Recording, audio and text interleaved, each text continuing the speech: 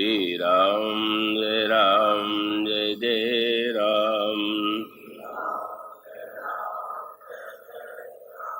प्रथम ही कहु नाथ मति धीरा, सब ते दुर्लभ कवन शरीरा।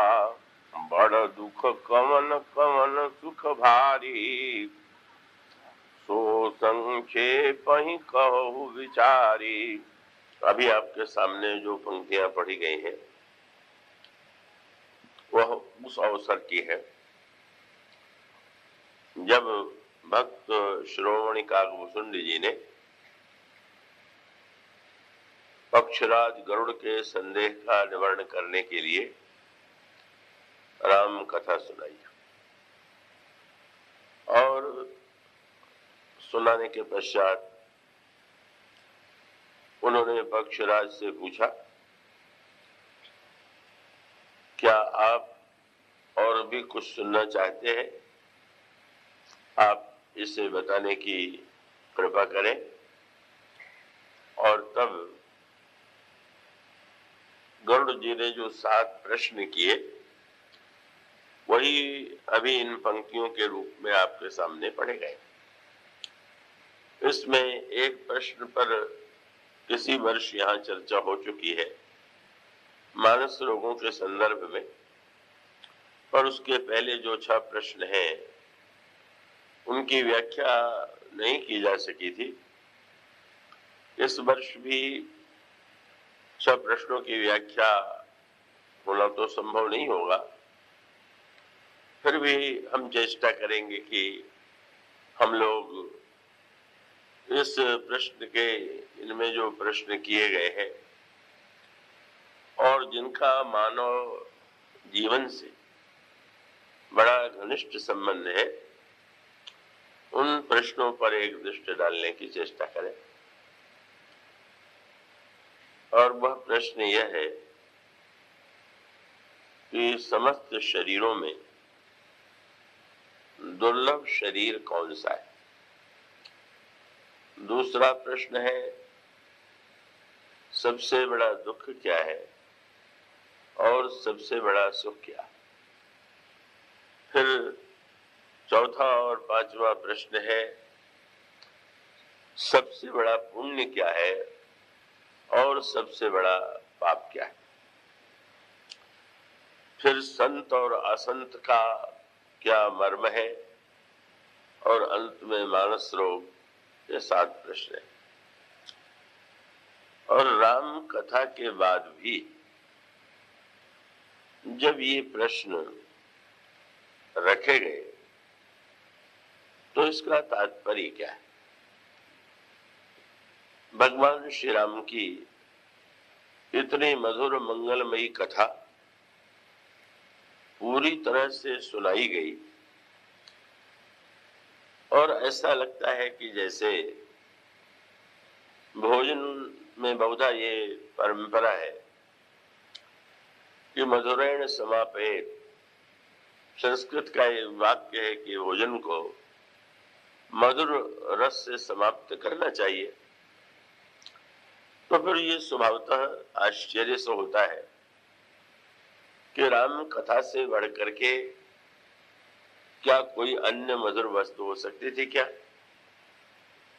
का वस्तुतः ऐसा लगता है कि रसमयी कथा के बाद तो ये प्रश्न जो है उतने मधुर तो नहीं हो सकते हैं जैसे श्री राम की कथा है, श्री राम का चरित्र है। फिर भी जब ये प्रश्न किए गए तो इसका एक विशेष उद्देश्य, और उद्देश्य ये है कि ऐसी अनगिनत वस्तुएं संसार में हैं जिनमें व्यक्ति को मधुरता की अनुभूति होती है, स्वाद की अनुभूति होती है, किंतु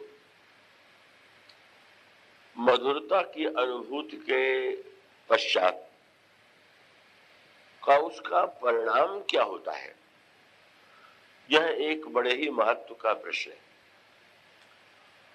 कोई मिष्ठान्न आपके सामने परोस दिया जाए उसका स्वाद भी आप लें, किंतु यदि ऐसा लगने लगे कि वो मिष्ठान्न तत्काल तो मधुरता का आनंद दे रहा था, लेकिन भविष्य में यदि उसमें यह संभावना बनी हुई हो कि उससे व्यक्ति अस्वस्थ हो सकता है, उसे रोग हो सकते हैं, तो जो व्यक्ति सावधान होगा उसकी दृष्टि केवल स्वाद पर ही नहीं जाएगी, उसके परिणाम पर भी जाएगी। तो मानो इसका तात्पर्य यह है कि जब साधारण व्यक्ति कहता है कि श्री राम की कथा बड़ी मधुर है, बड़ी मीठी है, तो क्या वो उसका कहना जो है पूरी तरह सही होता है क्या? क्यों? मुझे स्मरण आता है जब दूरदर्शन पर रामायण का प्रदर्शन हो रहा था तो लोग इतने प्रभावित थे, इतने सम्मोहित थे कि कभी कभी लोगों ने मुझसे यहां तक कह डाला, समाचार पत्रों में यह बात आई कि जो तुलसीदास भी नहीं कर सके का वो कार्य इस दूरदर्शन के द्वारा हो गया। कितना बड़ा कार्य है। मैंने यही कहा था कि उस कार्य के श्रेष्ठ होने में तो संदेह नहीं है, पर मेरे सामने प्रश्न तो ये है कि आपकी आज की जो भावनात्मक अनुभूति है वो कितने दिन टिकने वाली है? ये बड़े महत्व का प्रश्न है।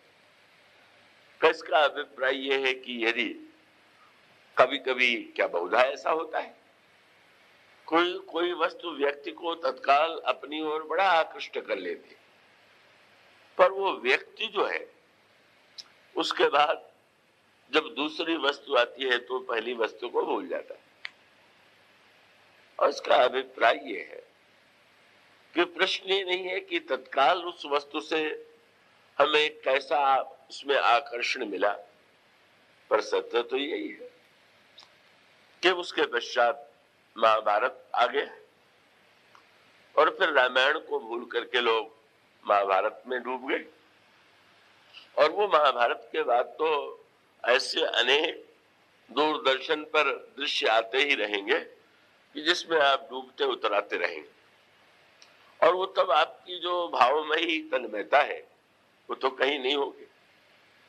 उसका अभिप्राय ये है कि व्यक्ति के लिए इतनी आकर्षक वस्तुएं हैं दूरदर्शन में, वो उसका एक अद्भुत प्रभाव है कि व्यक्ति जो है तत्काल आकृष्ट होता है, किंतु जितनी शीघ्रता से वो आकृष्ट होता है उतनी ही शीघ्रता से वो भूल जाया करता है। और ऐसी स्थिति में वो स्वामी जी ने एक बहुत बढ़िया सूत्र दिया। उन्होंने प्रभु से ये कहा कि प्रभु, मैं ये चाहता हूं कि आप ही मेरे जीवन में सर्वदा विद्यमान रहे। प्रभु ने मुस्कुराते हुए कहा कि तुमने इतनी बड़ी रचना की मेरे चरित्र को लेकर के, तो तुम्हें क्या ये नहीं लगता है कि तुम्हारे द्वारा एक बहुत बड़ा कार्य हुआ है? तो गोस्वामी जी ने कहा, मुझे ऐसा भ्रम नहीं। उन्होंने जो बात कही, मैं आशा करता हूं आप उसे एकाग्रता से सुनेंगे।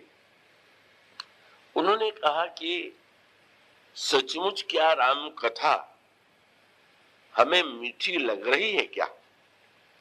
और तब उन्होंने एक कसौटी बताई, और कसौटी यही है कि अगर कोई बहुत मीठी वस्तु आप खा लें और उसके बाद दूसरी वस्तु उससे कम मीठी आवे तो आपको तो स्वाद की अनुभूति नहीं होगी। गोस्वामी जी ने कहा कि समस्या तो ये है, वो समस्या विभिन्न संदर्भों में तो महान मनुष्य के सामने सर्वदा ही आती रहती है, और उन्होंने यही कहा। बड़ा सुंदर शब्द उन्होंने चुना।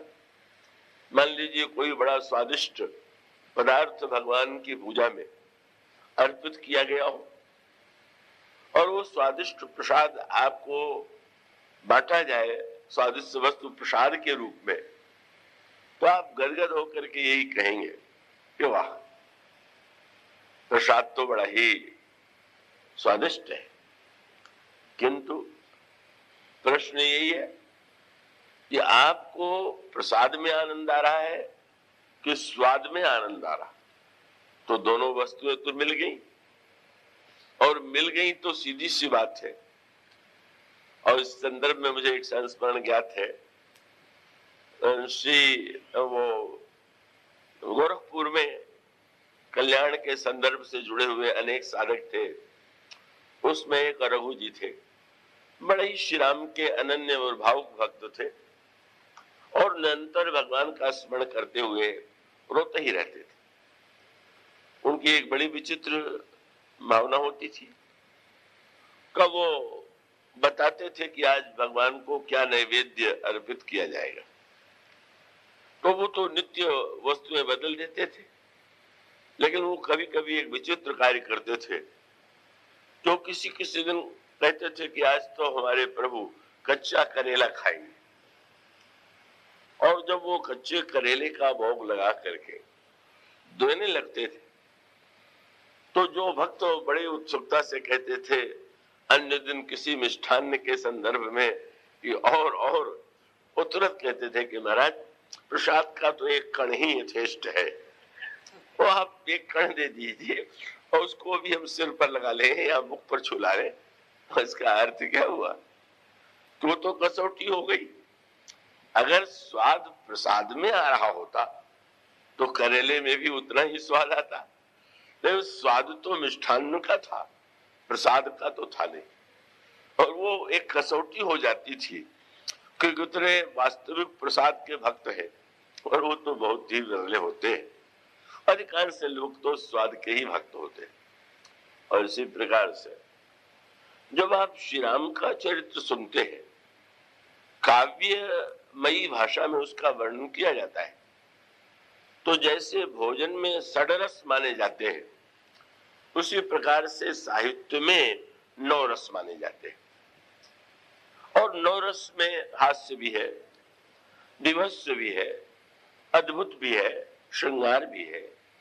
और ये समस्त रसों में ही तो श्री राम के चरित्र का भी वर्णन किया जाएगा, तो कवि जो है उन्हीं रसों के द्वारा ही तो उस चरित्र का वर्णन करेगा। तो गोस्वामी जी ने इस पद में एक प्रश्न उठाया कि जब आप राम कथा सुनते हैं, तो अगर आपको उपन्यास में भी उतना ही आनंद आता है जितना आनंद आपको राम कथा में आता है, तो फिर आप यदि ये समझते हो कि आपका ये राम कथा के प्रति प्रेम है, तो सही है। आपके सामने श्रृंगार रस की कोई का जब कभी सम्मेलन होते हैं तो कितनी बड़ी बड़ी भीड़ होती है, और जिन कविताओं में वस्तुतः कवित्व का विशेष रस भी नहीं होता, अगर कोई कवि झूम करके गा दे, ओ क्या वाह वाह की ध्वनि निकलती है, क्या लोग झूमते हुए दिखाई देते हैं। और तब इसका अर्थ है कि वस्तुतः ये आनंद जो है, जो काव्य में आपको आ रहा है, उस आनंद में भी वही प्रश्न है जो प्रसाद के संदर्भ में। और तब गोस्वामी जी ने ये कहा कि एक ही कसौटी है, और वो तो बड़ी कठिन कसौटी है, और उस कसौटी पर कस करके देखने पर तो कितने व्यक्ति सचमुच राम कथा के प्रेमी मिलेंगे, ये कहना बड़ा कठिन। और गोस्वामी जी कहते हैं, जो मुहि राम लागते मीठे तो सठ रस नव रस अनरस रस हो जाते अति सीठ। अगर 9 रस न रह जाए, सठ रस न रह जाए, और उसके स्थान पर आनंद 9 रस का न हो करके एकमात्र राम रस का हो, तो समझना चाहिए कि वस्तुतः उस व्यक्ति ने मधुरता का आनंद लिया है।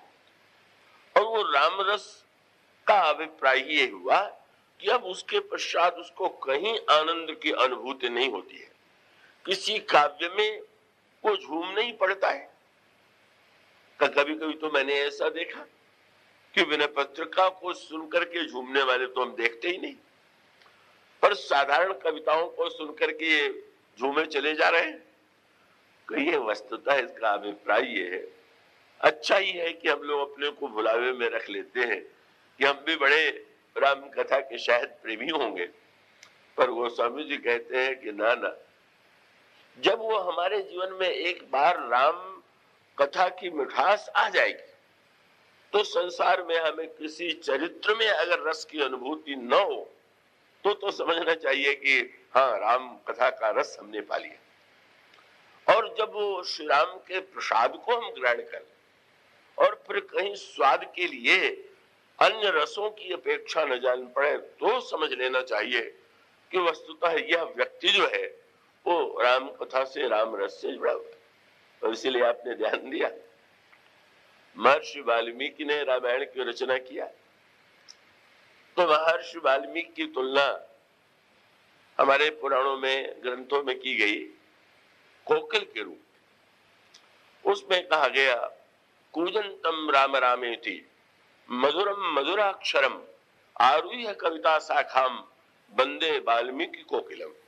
जैसे किसी डाल पर बैठ करके कोयल कूके और उसके कूक को सुनकर के कितना आनंद आता है। कूक कूक कोकिल धुनि करहि सुन रव सरस ध्यान मुनि टरहि। तो वाल्मीकि तो कोकिल है और श्रीमद् भागवत के वक्ता शुकदेव है, और शुक का अर्थ आप जानते हैं तोता। तो आपने देखा होगा कि तोता भी बड़ी सरलता से उसको अगर पाठ पढ़ा दिया जाए तो कब राम राम सीता राम या जो पाठ आप पढ़ावेंगे कब वो पाठ वो दोहराने लगेगा और उससे सुन करके भी आनंद की अनुभूति होती है। तो तुलसीदास जी से पूछा गया कि उधर तो राम कथा के गायक वाल्मीकि कोयल है और इधर जो है तोता है, ये जो आपने राम कथा आपके द्वारा संसार में प्रकट हो रही है इसके गायक कौन है? उनका इसका गायक तो कौवा। बड़ा विचित्र चुनाव किया गया है, कहाँ तोता कहाँ कोयल, और गोस्वामी जी को एक कौवा ही मिला जिनके संवाद के रूप में प्रसंग चल रहा है। पर गोस्वामी जी ने बड़ी मीठी बात कही। अब आप जानते ही हैं कि कोयल के कंठ को जब किसी के मधुर कंठ की तुलना करें तो यही कहते हैं कि भाई ये तो कोकिल जैसा कंठ है। और आपने रामायण वक्ताओं में से भी कई के साथ मानस कोकिल या इस तरह की उपाधि बड़ी सुनी होगी अगर उनका कंठ मधुर है। किंतु गोस्वामी जी ने जब कौवे को अपना आचार्य चुना, माने सबसे कर्कश कंठ अगर किसी का होता है पक्षियों में तो कौवा है। गोस्वामी जी ने जब लिखा तो बड़ी अनोखी पंक्ति लिखी। उन्होंने कहा, जब गरुड़ जी के प्रश्नों का उत्तर देने लगे काकभूषण जी ने तो उनका बोले वो मधुर वचन तब कागा, बड़े मधुर स्वर में कौवा बोला। सुनने वाला हंस पड़ा, महाराज कोई आपका कौवा अलग ही होगा जो मधुर स्वर में बोलता होगा। हमें तो जितने कौवे मिलते हैं वो तो इतने कर्कश होते हैं कि सुन करके का उनका शब्द बुरा लगता है। पर गोस्वामी जी तो बहुत बड़ी बात कह गए। उन्होंने कहा प्रश्न ये नहीं है कि कौवे का स्वर कर्कश होता है कि मीठा है, लेकिन हमारे प्रभु की कथा इतनी मधुर है कि कौवे के स्वर से सुन करके भी अगर मधुरता की अनुभूति हो तो समझिए कि राम कथा का प्रेम, और कोयल के मुंह से सुन के हो तो समझ लीजिए संगीत। कान को जो प्रिय लगता है वो संगीत तो संसार का भी आपको प्रिय लगता है, कोई संसार में जो राग रागनी है वो भी प्रिय प्रतीत होती है। तो मानो काक को उन्होंने जब आचार्य बनाया तो उन्होंने बहुत बड़ी बात कही, और यही है कि वस्तुतः जब हम राम कथा को गहराई से उसकी मधुरता का अनुभव कर लेते हैं तो वो मधुरता वस्तुतः इतनी दिव्य होती है कि उसके लिए फिर व्यक्ति की दृष्टि व्यक्ति पर नहीं होती है, कंठ की मधुरता पर नहीं होती है, साहित्य के रस नौ रसों पर नहीं होती है, वो एकमात्र तो श्री राम के रस में ही डूब जाता है। तो ये आप लोगों को, हम लोगों को निराश होने की इतनी बात नहीं है। आप ये निराश न हो जाए कि इतने दिनों तक तो हम अपने को बड़ा कथा का प्रेमी मानते रहे, आज तो हम लोगों को अनुत्तीर्ण कर दिया गया। तो ऐसी कोई बात नहीं है। बालकों को प्रारंभ में मिठाई का आकर्षण देकर के ही तो आकृष्ट किया जाता है, और इसलिए का मिठाई के आकर्षण से भी अगर वो पढ़ाई की ओर चले तो कोई बुरी बात नहीं। हाँ, पर वो मिठाई इतनी प्रिय न लगने लगे कि पढ़ाई भूल जाए, नहीं तो उल्टा हो जाएगा। इसलिए इस मधुर राम कथा के बाद ये जो 7 प्रश्न है वो थोड़ा सा व्यक्ति को एक सोचने के लिए प्रेरणा देते हैं। वो बड़े महत्व के प्रश्न हैं और उन उत्तरों का संबंध जो है हमारे आपके जीवन से बड़ी गहराई से जुड़ा हुआ है। वो प्रश्न बड़े ही सार्थक है और इसका अर्थ ये है कि अंततु गत्वा राम कथा का जो संबंध है प्रारंभ में तो मनोरंजन से ही होता है। कब स्मरण आता है, कानपुर में एक कथा का आयोजन किया गया और बहुत बड़े पदाधिकारी थे, तो वो आयोजन करने में उनको शायद ये कुछ लगा हो कि लोग ये न मान ले कि कोई धर्म की दृष्टि से आयोजन किया गया है और उन पर आक्षेप किया जाए कि एक अधिकारी को क्या इस तरह से कोई ग्रंथ को रखना चाहिए। तो स्वाभाविक था कि जब वो प्रारंभ में प्रवचन में स्वागत भाषण देने लगे तो उन्होंने यही कहा कि राम कथा को मैं बड़ा स्वस्थ मनोरंजन मानता हूं और इसलिए मनोरंजन के रूप में स्वस्थ मनोरंजन आपके सामने प्रस्तुत किया जा रहा है। अब वो जो बहुत प्रेमी या भक्त थे उनको बहुत बुरा लग गया। उन्होंने मुझसे कहा कि ये क्या बात हुई, राम कथा को उन्होंने मनोरंजन कह दिया है। तो मैंने कहा कि इसमें रुष्ट होने की कोई बात नहीं है, इतना असंतुष्ट मत हो जाइए। वो बेचारे भले ही अपनी बाध्यता के कारण ऐसा कह रहे हो, पर गोस्वामी जी ने भी इस शब्द का प्रयोग किया है। जब मुझसे पूछा गया कि राम कथा किनके लिए है, तो उनका सारे समाज के लिए है, पर उन्होंने 2 भागों में बांट दिया। उन्होंने कहा ये जो राम कथा है बुध विश्राम, विद्वानों को विश्राम देने वाली, बहुत बड़ा सूत्र है। विश्राम देने का अभिप्राय यह हुआ कि दिन भर आप कितना भी कर्म क्यों न करें, पर कर्म करने के बाद आपको थकान तो आएगी और थकान करने के बाद आपको विश्राम की आवश्यकता का अनुभव होता है। तो विद्वान तो बड़ा परिश्रम करता है, वो अध्ययन करता है, मनन करता है, चिंतन करता है। तो इस तरह से विद्वान जब मनन चिंतन अध्ययन करता है तो उसको तो थकान आनी ही है। पर गोस्वामी जी कहते हैं राम कथा की विशेषता ही है कि अगर उसका वो परिश्रम करते करते थक गया हो तो राम कथा परिश्रम के स्थान पर उसको विश्राम देगी। उसको ऐसा लगेगा कि अब तक मैं जिन प्रश्नों का उत्तर ढूंढना चाहता था, जो प्रयत्न कर रहा था, अब वो प्रश्नों का उत्तर मिल गया और उसके जीवन में एक विश्राम की अनुभूति होती है। तो इसलिए गोस्वामी जी कहते हैं कि ये वस्तुतः राम कथा जो है वो जो विद्वज्जन है उनको विश्राम देने वाली। पर बिना संकोच के उन्होंने यही कहा कि भाई बुध विश्राम, लेकिन सकल जन रंजन, साधारण जनता का मनोरंजन करने वाली है। तो मैंने कहा आप लोग रुष्ट न होइए। उन्होंने मान लीजिए आधी बात नहीं कही, आधी बात कही, तो ये तो गोस्वामी जी भी कहते हैं कि राम कथा जो है वो साधारण व्यक्तियों के लिए मनोरंजन देने वाली है। तो इसका अभिप्राय यह है कि पहले जब व्यक्ति सुनेगा तो कान और मन के माध्यम से सुनेगा, पर सुनने के बाद अगर वो सजग होगा, आप लोग अभी से विश्राम न ले लीजिएगा, थोड़ा सावधान रहेंगे, तो आप फिर उसके बाद मन के बाद कथा जो है और उसका अगर हम मन में ही, मन के संदर्भ में ही सुनते रहे, मनोरंजन के लिए सुनते रहे, तो इसका अर्थ ये हुआ कि पहली कक्षा में कोई व्यक्ति, उसका किसी का नाम लिखा जाए और वो व्यक्ति जो है 10 वर्ष तक या 20 वर्ष तक पहली कक्षा में बना रहे और ये कहा जाए कि ये तो बड़े धीर पुरुष हैं जो आगे बढ़ते ही नहीं है, जहां है वहां बिल्कुल अडिग है, तो अब क्या कहिएगा आप? आपका पुत्र अगर किसी कक्षा में 2 वर्ष भी रह जाए तो आप तो बड़े चिंतित हो जाते हैं। पर अगर आप कथा में भी मनोरंजन की कक्षा में ही रह गए तो फिर उसका अर्थ है कि आप आगे ही नहीं बढ़े। तो भाई जरा मन की कक्षा से ऊपर भी तो उठना चाहिए।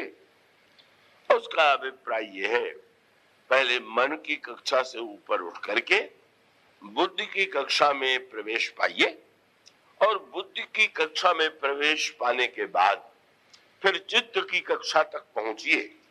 इस तरह पहले मन से सुनिए, फिर मन के साथ बुद्धि को भी जोड़ दीजिए और फिर मन और बुद्धि के साथ चित्त को भी जोड़ दीजिए।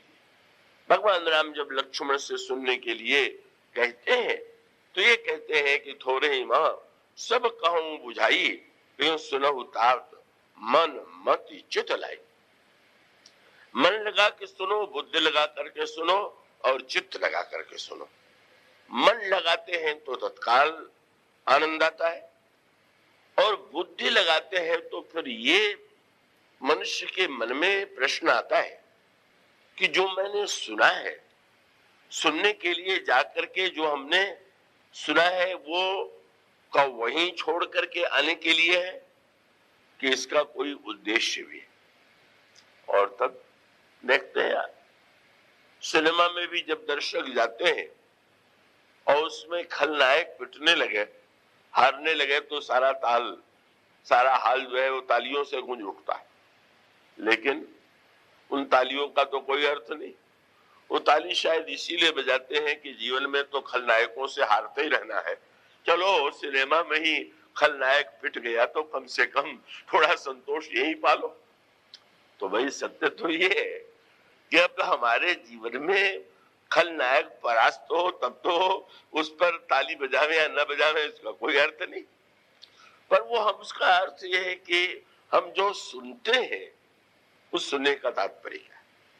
तो सुनने का अर्थ ये है कि हम सुन करके जाने के बाद उस विद्यार्थी की तरह न भूमिका स्वीकार कर रहे हैं। संस्कृत में बड़ा प्रसिद्ध वाक्य है कि एक विद्यार्थी साल भर पढ़ता रहा और वो परीक्षा में अनुत्तीर्ण हो गया तो किसी ने पूछ दिया कि तुम तो नित्य गुरुजी के सामने बैठते थे, तुम्हें क्या हो गया? तो उसने कहा कि मैंने यही सोचा कि भाई गुरुदेव को तो भेंट अर्पण करना ही चाहिए, यत् पठितम तद गुरुवे निवेदितम, जो मैंने पढ़ा वही गुरुजी को सौंप दिया, तो मेरे पास कुछ नहीं बचा। तो उस विद्यार्थी की दशा नहीं। तो आइए थोड़ा मन के स्तर से बुद्धि के स्तर में आ जाए और ये जो प्रश्न है ये बुद्धि के स्तर से भी जुड़े हुए हैं और अंत में चित्त के स्तर से भी जुड़े हुए। तो बुद्धि का स्तर ये है, प्रश्न ये है, यहीं पर ये 7 प्रश्न माने मनुष्य के जीवन में जो प्रश्न सचमुच है, का सचमुच जो हमारे जीवन से जुड़े हुए। कुछ प्रश्न तो ऐसे हैं कि जो तात्कालिक होते हैं, समाज में आते रहते हैं, पर कुछ प्रश्न ऐसे हैं कि जो मनुष्य के जीवन में सर्वदा, चाहे वो कोई देश हो, चाहे कोई काल हो, वो सर्वदा जुड़ा रहे। और वो प्रश्न, ये प्रश्न जो यहाँ पर जो प्रस्तुत किया गया वो प्रश्न यही है, सुख की समस्या, दुख की समस्या, पाप और पुण्य की समस्या, संत और असंत की समस्या। और सबसे पहले उस प्रश्न पर एक दृष्टि डालने की चेष्टा करें जिनका संबंध हमारे आपके जीवन से, और ये है कि संसार में इतने अगणित पशु पक्षी हैं और पुराणों की मान्यता ये है कि स्वर्ग में देवता भी निवास करते हैं, ब्रह्मलोक में तो और भी उच्च कक्षा के व्यक्ति रहते हैं। तो ये प्रश्न सामने पहले किया गया है और इसके मूल में आपने एक बात की ओर ध्यान दिया, प्रश्न करने वाला कौन है और उत्तर देने वाला कौन है। इस प्रश्न का उत्तर और भी रामायण के प्रसंगों में दिया गया, किंतु इसमें सावधानी क्या बरती गई कि अभी तक इस प्रश्न का उत्तर जिन्होंने दिया वे सब के सब तो मनुष्य अगर इस बात का प्रतिपादन करे कि मैं सर्वश्रेष्ठ हूं तो ये लगेगा कि ये तो स्वाभाविक है। वो व्यंग में रावण ने कहा हनुमान जी के संदर्भ में कि बंदर की पूंछ में आग लगा दो, तो आश्चर्य हुआ, महाराज की नाक ने क्यों न काट ली जाए। आपके बहन का अपमान हुआ नाक कान काट करके, तो बंदर का कि नाक कान को काट लिया जाए।